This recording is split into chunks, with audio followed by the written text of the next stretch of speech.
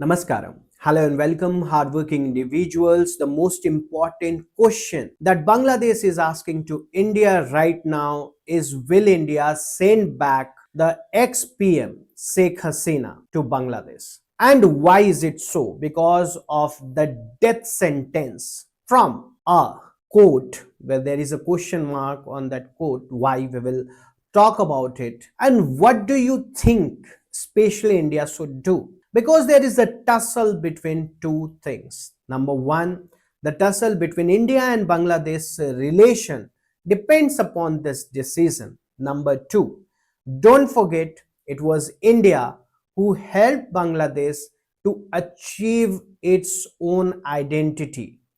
And with that logic and that reason, India also has a responsibility to make sure whether it's the democratic government or a kangaroo court deciding the fate and future of Sheikh Hasina and Bangladesh. Well, we are going to know about it. Let's get started with it. So, why are we discussing about it? Because recently Sheikh Hasina, the Bangladesh former prime minister, was sentenced to death by a tribunal under the interim administration led by Muhammad Yunus. Please remember, it's not a elected government.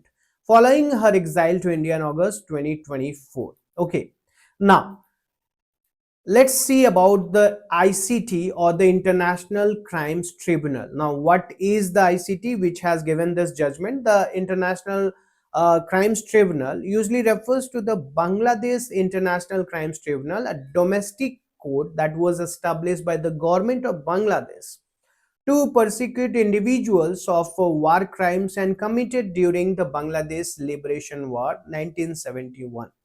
That I've said you, India helped Bangladesh to achieve its identity at that time.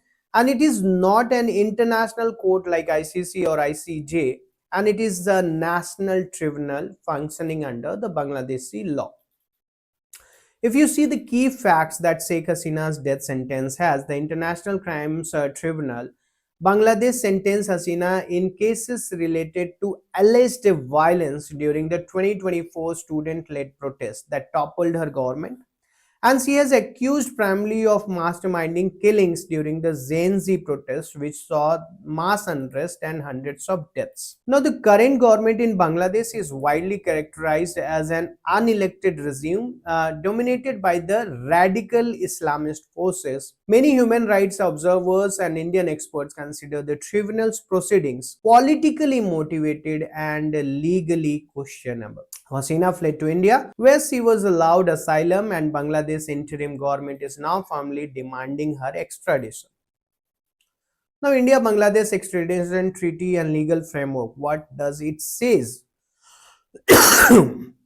Sorry guys, India and Bangladesh signed an extradition treaty in 2013 designed for the transfer of fugitives, that is, except for political offenders and certain cases with insufficient judicial evidence. The extradition request must include detailed documentation, court verdicts, tested evidence, and procedural proof. A mere government declaration does not suffice. The treaty explicitly excludes political offenses from extradition, protecting individuals sought for crimes rooted in political activity or motivated by the regime change. Now, you see, these points are helping Sheikh Hasina even after this extradition treaty between India and Bangladesh. As per international legal standards, extradition requests from unconstitutionally installed or caretaker government, especially those accused of severe procedural abuses, have limited legitimacy and are subject to rigorous judicial examination in India. Now, the most important question and the answer, will India send Hasina back? What it is?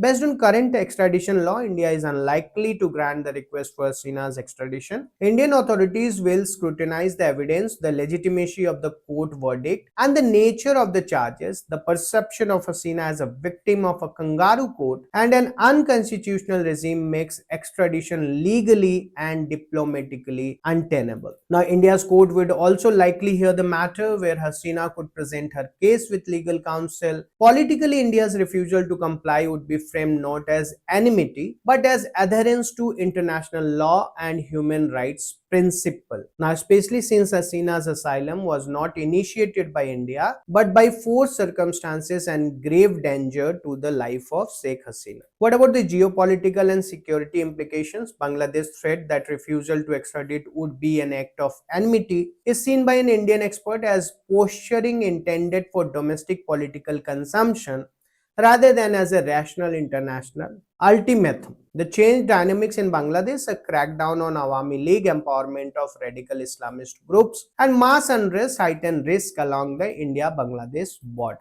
Now, India faces a multi-pronged security challenge: instability in its eastern neighborhood, the influx of refugees, and potentially spillover of radicalization and violence. India must maintain a careful balance between humanitarian obligations, a legal due process, and strategic interest in the region. Now, with that, we have come to the end of it. What do you really think? What should be the next step of India? And as Bangladeshi, what do you think about it? Now, if you are preparing for UPSC, TSPSC or APPSC guys for one-on-one live mentorship with Deepika ma'am, you can join this mentorship program. And I just have one sentence for it. Every topper has a mentor and you should too. So with that, we have come to the end of it, and the question still remains, so will India send Sheikh Hasina back? I hope so you've got the answer, but I will want to know what is your answer to this question. So feel free to comment and also subscribe so that we can meet again. Namaskar.